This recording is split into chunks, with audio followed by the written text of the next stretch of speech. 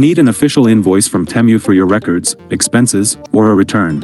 If finding that document feels like a treasure hunt, you're not alone.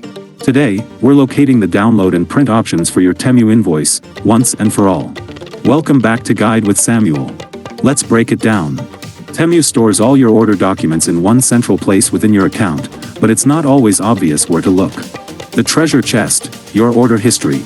Log into your Temu account on the website or in the app. Go to Your Orders or Order History. Find the specific order you need the invoice for and click on Order Details. The key, look for Download Invoice or Receipt.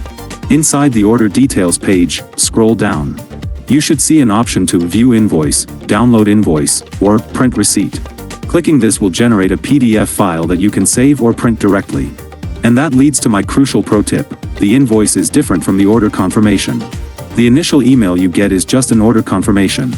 The official invoice, which includes all final prices and VAT details, is only available after your order has been shipped. Check back then if you don't see it. So, just like that, you can get a formal document for any Temu purchase. A little know-how goes a long way in keeping your paperwork in order.